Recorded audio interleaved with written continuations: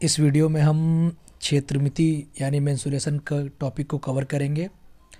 Class 6 से लेकर class 10 तक की जो एनसीईआरटी की जो बुक है, जिसमें वो मेंसुरेशन के टॉपिक हैं 6 में, 7th में, 8th में, 9th में और 10th में 2D और 3D हम पूरा इसमें कवर करेंगे, बिल्कुल बेसिक से लेकर एडवांस लेवल तक।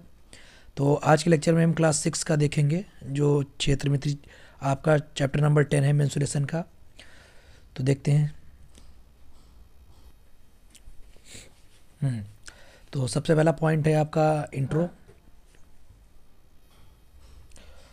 तो इंट्रो में बात करें तो डिफिनेशन है आपकी, क्षेत्रमिति गणित की वह शाखा है जिसके अंतर्गत ज्यामितीय आकृतियों के क्षेत्रफल व आयतन के सूत्रों की निष्पत्ति और उनके प्रयोगों का अध्ययन किया जाता है। तो हम क्षेत्रफल और आयतन इन दो टॉपिक के बारे में पढ़ेंगे, जो भी हमारी ज्यामितीय आकृतियाँ होंगी। क्लास 6 में सबसे पहले बेसिक आपका दिया गया है, 7th में उससे थोड़ा एडवांस होगा, 8th में थोड़ा और, 9th में ठीक ठाक ही रहेगा आपका। तो एक लेवल से धीमे धीमे करते चलेंगे और पूरा एनसीईआरटी का एक एक क्वेश्चन, एक एक कॉन्सेप्ट आराम से समझते हुए चलेंगे। चलिए, तो इंट्रो हो गया आपका। अब अगला पॉइंट है आपका, इसमें दिया गया है परिमाप, पेरीमीटर। तो जैसा जानते हैं परिमाप क्या है भाई। परिमाप दो शब्दों से मिलकर बना है, परि और माप। परि का मतलब होता है चारों ओर और माप का मतलब मापना। तो जब भी किसी आकृति के चारों ओर के हम माप करते हैं तो उसको क्या बोलते हैं, परिमाप या पेरीमीटर। तो पहला इसमें 2.1 पे जो आपका दिया गया है वो कुछ फैमिलियर फिगर दिए गए हैं जिनको हम जानते हैं या थोड़ा बहुत हम देखे हुए हैं अपनी डेली लाइफ में। तो पहला आपका दिया गया है आयत का परिमाप, पेरीमीटर ऑफ अ रेक्टेंगल। आयत क्या होता है भाई। तो आयत देख लीजिए, चार भुजाओं की ऐसी बंद आकृति होती है जिसके आमने सामने की भुजाएं क्या होती हैं, बराबर होती हैं, और जितने भी अंतःकोण होते हैं उनका मान कितना होता है, 90 डिग्री यानी समकोण होता है। तो हम आयत के परिमाप की यहाँ पर बात करेंगे। तो परिमाप का मतलब अभी आपने जाना कि चारों ओर की जो भी चारों भुजाएं हैं उनकी भुजाओं का हमें योग कर देना है। तो हम मान लेते हैं आयत में आमने सामने की भुजाएं बराबर होती हैं, तो हमने मान लिया उनकी लंबाई ए है और चौड़ाई को हमने बी और बी मान लिया। तो अगर हम परिमाप की बात करेंगे तो हमें चारों भुजाओं को जोड़ना पड़ेगा। तो क्या बन जाएगा, A B, B C, C D और डी ए। तो ऐसे ही हमने परिमाप निकाल दिया, A B plus B C plus C D plus D A. 2 बार लंबाई का यूज़ हुआ और 2 बार चौड़ाई का, 2 कॉमन ले लेंगे तो ए प्लस बी। तो आयत का फार्मूला हमारा परिमाप का क्या बनकर तैयार हुआ, 2 ब्रैकेट में लंबाई प्लस चौड़ाई।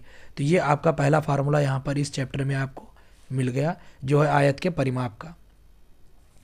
इसके बाद बात करते हैं 2.2 जो एनसीईआरटी में दिया गया है, वो आपका है सम आकृतियों का परिमाप, पेरीमीटर ऑफ रेगुलर शेप।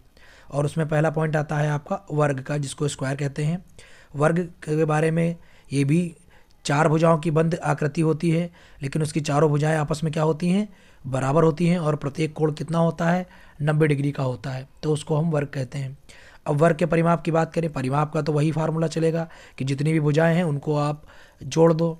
तो A B plus B C plus C D plus D A. चूँकि यहाँ पर वर्ग की बात हो रही है तो वर्ग की तो सारी भुजाएं बराबर होती हैं। तो ए प्लस ए प्लस ए प्लस ए, तो ये क्या बन गया आपका 4a। तो यहाँ से हमारा जो दूसरा फार्मूला बनकर तैयार हुआ वो तैयार हुआ वर्ग का परिमाप, जो कि हमारा बना 4 गुणे भुजा।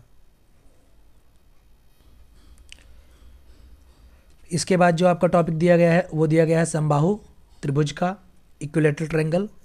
समबाहु त्रिभुज क्या होता है, तो इसके बारे में, समबाहु त्रिभुज 3 भुजाओं की वह बंद आकृति है जिसका प्रत्येक कोण और प्रत्येक भुजाएं आपस में समान होती हैं। जैसे आपको फिगर में दिख रहा है कि इसकी तीनों भुजाएं ए हैं और तीनों कोण इसके जो अंतःकोण होते हैं वो भी हमारे बराबर होते हैं, 60-60-60 डिग्री के। तो अगर हम इसके परिमाप की बात करें तो परिमाप इसका क्या बनेगा, तीनों भुजाओं का योग, और भुजा तो तीनों सेम है तो क्या बन जाएगा, 3 गुणे भुजा। तो ये भी हमारा एक फार्मूला ही बनकर तैयार हो गया। इसके बाद ये टॉपिक खत्म होता है परिमाप का।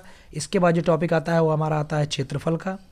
क्षेत्रफल की बात करें तो क्या होता है, बंद आकृतियों द्वारा घिरे तल के परिमाण को उसका क्षेत्रफल कहते हैं। कोई भी हमारा फिगर दिया गया है, कैसा भी दिया गया है, उसका जो भी तल दिया है, जो भी उसका क्रॉस सेक्शन एरिया है, जो भी क्रॉस सेक्शन है, उसका जो तल है, उसकी जो वैल्यू होती है उसको हम लोग क्या बोलते हैं, क्षेत्रफल बोलते हैं। तो कुछ यहाँ पर अभी हमने जो पढ़े हैं फिगर, वो कुछ फैमिलियर फिगर ही पढ़े हैं, जैसे आयत, वर्ग। तो इनके क्षेत्रफल का जो फार्मूला होता है वो क्या होता है, देख लीजिए। आयत का क्षेत्रफल होता है लंबाई गुणे चौड़ाई, और वर्ग का क्षेत्रफल होता है भुजा स्क्वायर। तो इसको हम कह सकते हैं फार्मूला नंबर 4, और इसको कह सकते हैं फार्मूला नंबर 5। तो इस तरह हमने इस चैप्टर में 5 फार्मूले देखे, बिल्कुल बेसिक से। परिमाप क्या होता है, परिमाप, कुछ आकृतियों का परिमाप देखा। फिर क्षेत्रफल क्या होता है, क्षेत्रफल के भी 2 फार्मूले देखे। इसके बाद एनसीईआरटी में आपकी एक्सरसाइज दी गई हैं जो आपकी इन्हीं 5 फार्मूलों पर ही बेस होंगी। चलिए शुरू करते हैं।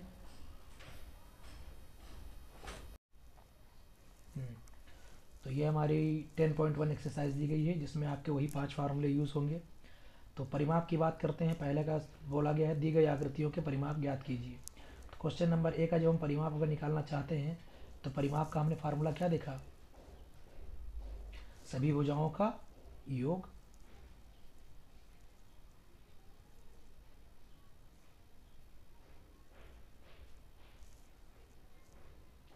तो इसमें अगर हम भुजाओं की बात करें तो पहली 4 है, फिर 2 सेंटीमीटर की है, फिर 1 सेंटीमीटर की और फिर 5 सेंटीमीटर की है। तो 4 2 6 1 7 और 5 12। तो ये आपका आंसर आ गया 12 सेंटीमीटर। इसी तरह क्वेश्चन नंबर बी पर आते हैं। बी का जो परिमाप निकालने जाएंगे तो ये भी वही हो जाएगा, सभी भुजाओं का योग। पहली 35 है, फिर 23 सेंटीमीटर है, फिर आपकी 35 है और फिर आपकी 40 सेंटीमीटर है। तो सबका योग कर देंगे और ये आपका आ जाएगा 133 सेंटीमीटर। सी में देखते हैं, इसमें भी परिमाप के बारे में ही कहा है। तो इसका भी परिमाप क्या हो जाएगा, सभी भुजाओं का योग। तो 15 सेंटीमीटर, दूसरी भुजा भी 15 सेंटीमीटर, तीसरी भुजा भी 15 सेंटीमीटर, चौथी भुजा भी 15 सेंटीमीटर। तो यह आपका आ गया 60 सेंटीमीटर। अगली आकृति की बात करें तो इसमें 5 आपकी भुजाएं दी गई हैं। इसका जब परिमाप निकालने जाएंगे तो पांचों भुजाओं का क्या हो जाएगा, योग। 4 सेंटीमीटर, 4 सेंटीमीटर, 4 सेंटीमीटर, 4 सेंटीमीटर और 4 सेंटीमीटर। तो ये आपका आ गया आंसर 20 सेंटीमीटर। एक क्वेश्चन और इसी में देखते हैं। इस फिगर में देखें तो आपको 1 सेंटीमीटर, 4 सेंटीमीटर, 0.5 सेंटीमीटर, फिर ये 2.5 सेंटीमीटर, 2.5 सेंटीमीटर, और फिर ये 0.5 सेंटीमीटर, फिर ये आपका इधर आने पर 4 सेंटीमीटर और 1 सेंटीमीटर है। तो अगर इन सबको हम जोड़ देते हैं, परिमाप निकालने चलते हैं ई में परिमाप, तो वो हमारा हो जाएगा, यहाँ से शुरू करते हैं। 4 centimetre, 0.5 centimetre, 2.5 centimetre, 2.5 centimetre, 0.5 centimetre और फिर ये आपका लास्ट में 4 सेंटीमीटर और इसके लास्ट में शुरुआत में 1 सेंटीमीटर। सबको जोड़ देंगे तो ये आपका आ जाएगा 15 सेंटीमीटर। तो ये कुछ क्वेश्चन हो गए जो आपके परिमाप के पर आधारित हो गए।